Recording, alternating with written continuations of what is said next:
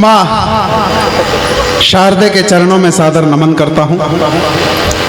सम्मानित मंच का वंदन अभिनंदन करता हूँ और आप सभी की गौरवमय एवं पावन उपस्थिति को हाथ जोड़कर विनम्र प्रणाम करता हूँ। और अभी अभी जो मेरे स्वागत में आपने जितनी घनघोर तालियां बजाई, उसके लिए मैं अपनी तरफ से और अपने आने वाली 7 पीढ़ियों की तरफ से आभार व्यक्त करता हूँ।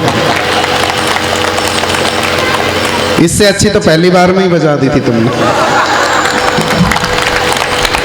देखो, ये कवि सम्मेलन है और शुरू से देवेंद्र मास्टर जी बेचारे बोल बोल कर थक गए, इनका गला भी बैठ गया।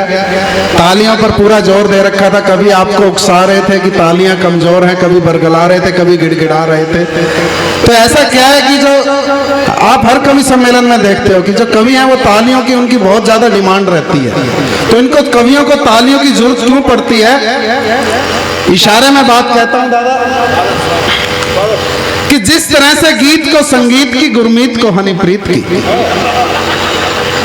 कि जिस तरह से गीत को संगीत की, गुरमीत को हनीप्रीत की, सपेरे को बीन की, जलोटा को जसलीन की, मछली को पानी की, बुढ़ापे को जवानी की, बच्चों को संस्कार की, व्यापारी को बाजार की, समोसे को आलू की, बिहार को लालू की, मोदी को बड़ाई की, राहुल को लुगाई की, फेसबुक पे लाइक की, सैलरी में हाइक की, चोर को मौके की, मौके पे चौके की, गालों पे लाली की और जीजा को साली की जरूरत पड़ती है। इसीलिए इन सब कवियों को आपकी ताली की जरूरत पड़ती है।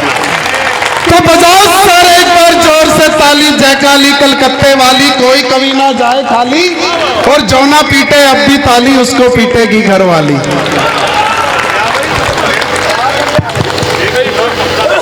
और एक बात और बता दूं, मुझे कवि बिल्कुल मत मानना। कवि हमारे मंच पर बैठे हुए हैं, जैसा कि सभी लोग बता रहे हैं कि, और बता कह रहे हैं, सच्चाई है। हमारे देश के एक बहुत बड़े काव्य जगत के हस्ताक्षर अंतर्राष्ट्रीय कवि दीपक गुप्ता जी की जिस मंच पर उपस्थिति हो जाती है, वो मंच अपने आप में बहुत बड़ा हो जाता है।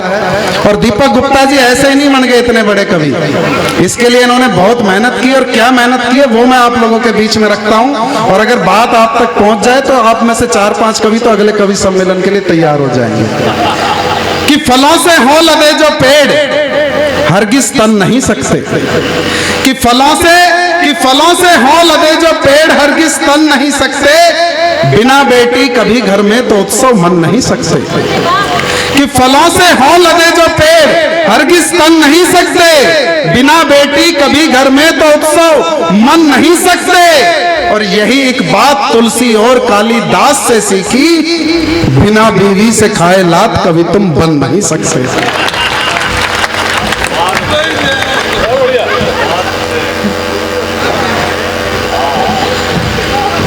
बिना बीवी से खाए लात कभी तुम बन नहीं सकते।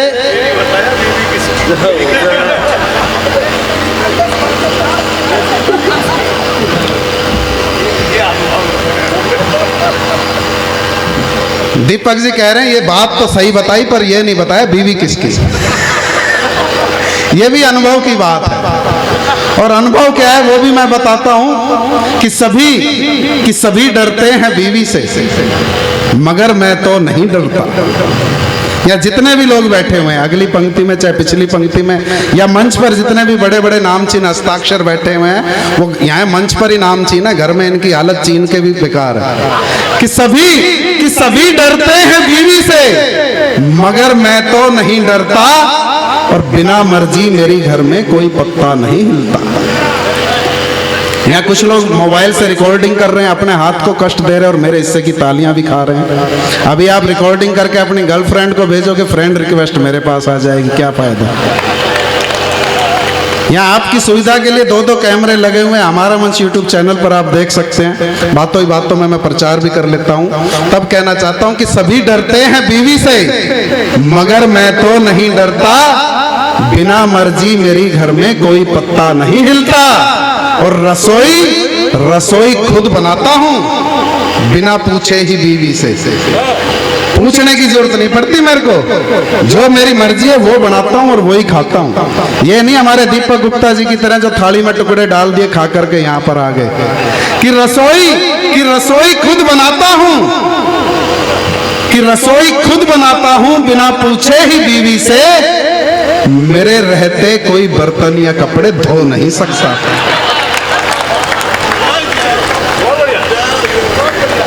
मेरे रहते कोई बर्तन या कपड़े धो नहीं सकता।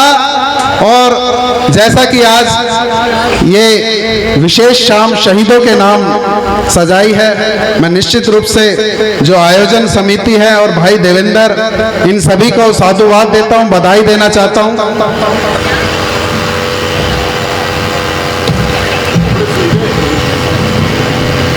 कपड़े कोई धोता ही नहीं। भाऊ जी की भी हालत मेरे जैसी है।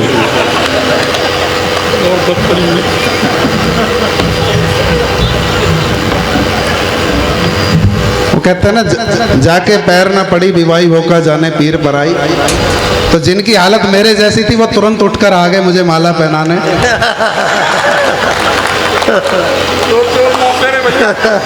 और यहाँ भाई देवेंद्र बहुत जोर शोर से, बहुत ही अच्छा इन्होंने ओजस्वी पाठ किया और बहुत ही अच्छा संचालन भी कर रहे हैं। मैं चाहूंगा एक बार देवेंद्र जी के लिए आप तालियां बजा दीजिए। बहुत इतना चिल्लाते हैं गला बैठ जाता है और घर में इनकी आवाज नहीं निकलती, सारी ऊर्जा बाहर ही खर्च कर देते हैं। तो थोड़ी बहुत बचाकर घर भी ले जाया करो, वरना आजकल तो कवि सम्मेलनों में ये होता है कि वो कोई भी ओज का कवि ज्यादा चिल्ला दे, चीख फाड़ कर दे, तो आधे श्रोता तो डर के मारे तालियां बजा देते हैं। वो एक कवि सम्मेलन में बाबूजी, वो एक कवि जोर जोर से चिल्ला रहा था, बोला मैं पत्थर को पाषाण बना सकता हूँ, मरघट को शमशान बना सकता हूँ, मानव को इंसान बना सकता हूं और ईश्वर तुझे भी भगवान बना सकता हूं। तो ऐसे, परंतु देवेंद्र मास्टर जी बहुत ही अच्छे कवि हैं, बहुत ही सामाजिक कवि हैं, बहुत ही अच्छा इन्होंने काव्य पाठ किया। मैं बात को आगे बढ़ाता हूं। जिस उद्देश्य से आप लोगों ने आज की ये शाम सजाई है, उस उद्देश्य पर आना चाहता हूं। मंच का आशीर्वाद चाहूंगा कि बदलते वक्त ने रिश्ते सभी दिल के बदल डाले। आजकल सब कुछ बदलने का दौर चल रहा है। यहाँ कश्मीर की समस्या को इतना चीखने चिल्लाने से सोल्व नहीं होगी। मैं आपको बताता हूँ बहुत आसान तरीका। जैसे योगी जी ने अपने वहां पर वो इलाहाबाद का प्रयागराज कर दिया, फैजाबाद का अयोध्या कर दिया, तो एक आसान सा तरीका, आप कश्मीर का नाम हिम आच्छादित पुष्प वाटिका रख दो। पहली बात तो अगलों से बोला ही नहीं जाएगा, उच्चारण ही नहीं होगा नाम का, उसी में लकवा मार जाएगा। फिर वो सोचेंगे साला कश्मीर गया कहाँ, जब कश्मीर रहा ही नहीं तो फिर समस्या किस बात की। तो बदलते वक्त ने रिश्ते सभी दिल के बदल डाले, उसूले जिंदगी हमने बड़े सस्ते बदल डाले, और कड़े कुछ फैसलों से ही बदल सकता था ये मंजर, मगर वोटों के डर से फैसले हमने बदल डाले। मगर वोटों के डर से फैसले हमने बदल डाले। तब ये सोचना पड़ेगा हम सबको कि आखिर ये हालात क्यों पैदा हुए, क्यों ये बार बार हम ही पर हमले होते हैं, क्यों हर हमले के बाद हम बड़ी बड़ी बातें करते हैं और उसके बाद फिर हम भूल जाते हैं, अपने रोज के रूटीन में लग जाते हैं, और उसके बाद फिर कोई ऐसी घटना हो जाती है, तब फिर हम उसी क्रिया प्रक्रिया में लग जाते हैं। तब कहना चाहता हूं कि अहो हमारी भारत माँ के भाल पे दागी गोली है, कि अहो हमारी भारत माँ के भाल पे दागी गोली है, पता करो दुश्मन की खातिर कुंडी किसने खोली है।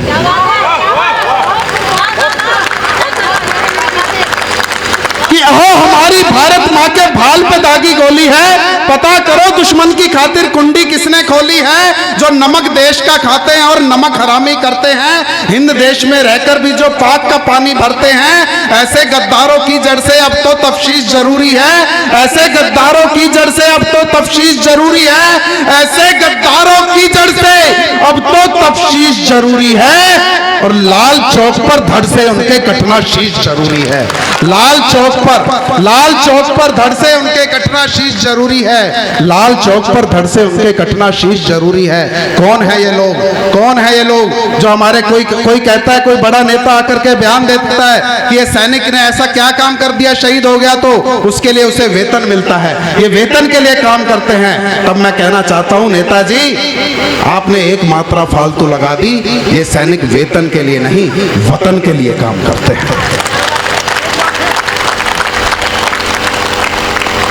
तमाम वो वर्दी वाले लोग, चाहे वो पुलिस के रूप में हमारे बीच में हमारी सुरक्षा में खड़े रहते हैं या सरहदों पर हमारे देश की सुरक्षा के लिए तैनात रहते हैं, उन तमाम वर्दी वालों के लिए मैं पंक्तियां निवेदित करता हूं, मंच का आशीर्वाद चाहता हूं कि रहे अडिग सीना ताने सीमा पर लड़ती वर्दी है, कि रहे अडिग सीना ताने सीमा पर लड़ती वर्दी है, अविरल जनभू रक्षा खातिर पल पल लड़ती वर्दी है, विपदा कोई आन पड़ी तो आगे दिखती वर्दी है, 30 त्योहारों या मेलों में भी डटती ये वर्दी है, सिकर दोपहरी गर्म हवाओं में भी तपती वर्दी है, बर्फीली ठंडी रातों में सड़क पे जगती वर्दी है, कुर्बानी दे करके भी प्रश्नों से घिरती वर्दी है, कुर्बानी दे करके भी प्रश्नों से घिरती वर्दी है, कुर्बानी दे करके भी प्रश्नों से घिरती वर्दी है। दुश्मन की औकात नहीं अपनों से मरती वर्दी है, दुश्मन की औकात नहीं, दुश्मन की औकात नहीं अपनों से मरती वर्दी है, दुश्मन की औकात नहीं अपनों से मरती वर्दी है। और दुश्मन की छाती पर चढ़ जो सिंह समान गरजते हैं, अपने घर में ही पाने को वो सम्मान तरसते हैं। कि दुश्मन की छाती पर चढ़ जो सिंह समान गरजते हैं, अपने घर में ही पाने को वो सम्मान तरसते हैं। जब तक भारत माँ की रक्षा खातिर अपना सब जो वार गए, सिर्फ तुम्हारे बोल बचन जीते जी उनको मार गए। जब तक जिए वर्दी पहनी ओढ़ा आज तिरंगा है, जब तक जिए वर्दी पहनी ओढ़ा आज तिरंगा है। तेरा क्या है खादी वाले, तू तो हरदम नंगा है। तेरा क्या है, तेरा क्या है खादी वाले, तेरा क्या है खादी वाले, तू तो हरदम नंगा है। और इस पुण्य धरा के गौरव का तुम भी तो कुछ मान करो। अब बंद करो प्रलाप शहीदों का, यूं ना अपमान करो। अब देख रही जनता सारी, उसके धीरज को मत तोलो। खुद सोच समझकर और पूरी जिम्मेदारी से तुम बोलो। और सिंहनाद करती दिल्ली, अब सिंहनाद करती दिल्ली, अब सिंहनाद करती दिल्ली, सेना की हुई तैयारी है। बहुत सहा भारत भूने, अब तो बदले की बारी है। बहुत सहा भारत भूने, बहुत सहा भारत भूने, अब तो बदले की बारी है। और अभी तो था बस ट्रेलर ही, और अभी तो था बस ट्रेलर ही, पिक्चर तो पूरी बाकी है। 56 इंची सीने की ये तो केवल झांकी है। 56 इंची सीने की, 56 इंची सीने की ये तो केवल झांकी है। 56 इंची सीने की ये तो केवल झांकी है। और गोली का अब वीर हमारे गोलों से उत्तर देंगे। मैं बहुत जल्दी पंक्तियां निवेदित कर रहा हूं, क्योंकि मुझे पता है वक्त की अपनी मर्यादा है। वक्त आता है, वक्त जाता है, और वक्त को जरा थाम कर रखना, ये वक्त बेवक्त काम आता है। तब मैं कहना चाहता हूं कि गोली का वीर हमारे गोलों से उत्तर देंगे, कि गोली का वीर हमारे गोलों से उत्तर देंगे। और अगर गोले बरसाए शोलों से उत्तर देंगे। बूंद बूंद जो रक्त बहाया उसका कर्ज चुकाना है। मानचित्र से पाक तुम्हारा नामो निशा मिटाना है। मानचित्र से पाक तुम्हारा नामो निशा मिटाना है। मानचित्र से पाक तुम्हारा नामो निशा मिटाना है। फोटो ले ले भाई। कि बूंद बूंद जो रक्त बहाया, बूंद बूंद जो रक्त बहाया उसका कर्ज चुकाना है।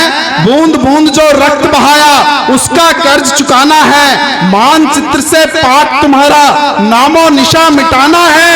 और भीतर या बाहर कोई कहीं भी किसी गुमान में ऐठा है। भीतर या बाहर कोई कहीं भी किसी गुमान में ऐठा है। याद रहे दिल्ली में अब तो बाप तुम्हारा बैठा है। याद रहे, याद रहे, याद रहे दिल्ली में अब तो, याद रहे दिल्ली में अब तो बाप तुम्हारा बैठा है। याद रहे दिल्ली में अब तो बाप तुम्हारा बैठा है। बोलो भारत माता की वंदे वंदे वंदे। आंदोलन समाप्त। अभी आंदोलन समाप्त हुआ है, कविता पाठ समाप्त नहीं हुआ, क्योंकि होली का पर्व थोड़ी बहुत मस्ती भी होनी चाहिए। जो ये मेरा फर्ज था वो मैंने किया पूरा। अब अपनी असली औकात पर आता हूँ। एक बार ताली वाली बजा दी, थोड़ा माहौल सा बजा। सरदार जी को देख रहा हूँ कई देर से फोन पे बात कर रहे हैं। वैसे इस समय या तो जुगाड़ का फोन आता है या उधार का, और सरदार जी उधार वाले लग नहीं रहे।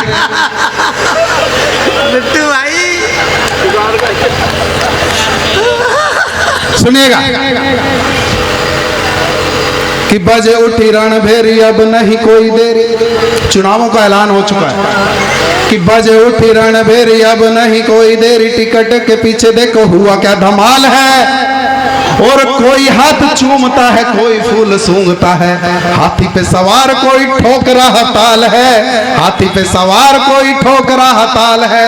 बज उठी रणभेरी अब नहीं कोई देरी, बज उठी रणभेरी अब नहीं कोई देरी, टिकट के पीछे देखो हुआ क्या धमाल है। कोई हाथ चूमता है, कोई फूल सूंघता है, कोई हाथ चूमता है, कोई फूल सूंघता है, कोई हाथ चूमता है, कोई फूल सूंघता है।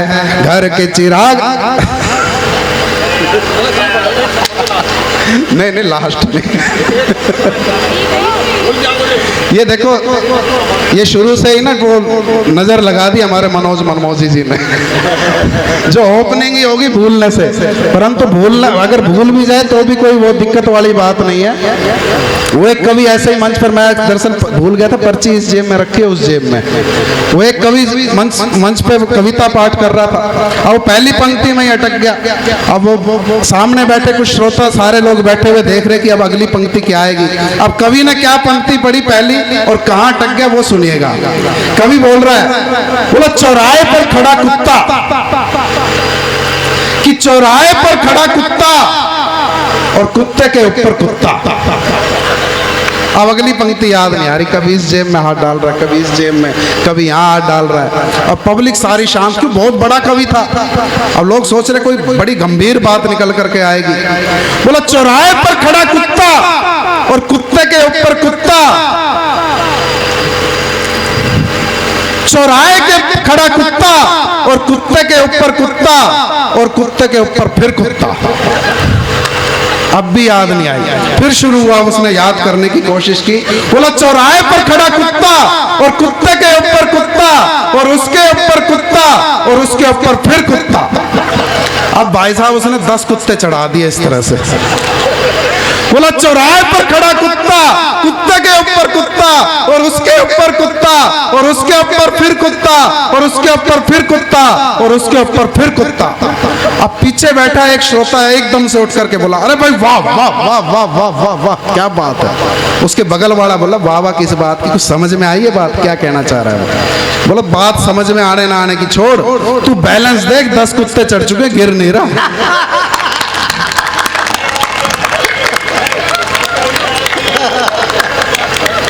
बैलेंस अच्छा है।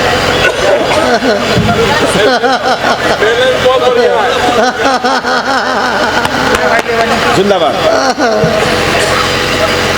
जिंदाबाद। तब जो चुनाव का दौर है उसमें हर कवि की, हर लोगों की अपनी अलग अलग डिमांड है, और क्या डिमांड हो सकती है, लोगों की क्या अपेक्षाएं हो सकती हैं। यहाँ पे राजनीतिक लोग भी बैठे हुए हैं, अलग अलग पार्टियों से हो सकते हैं कुछ लोग, परंतु अभी फिलहाल आप राजनीति का जो भी चौला है अपना उतार करके बैठना, सिर्फ आनंद की दृष्टि से इन पंक्तियों को सुनिएगा। लोगों की डिमांड रखता हूं कि लोग क्या चाह रहे हैं राजनीतिक दलों से।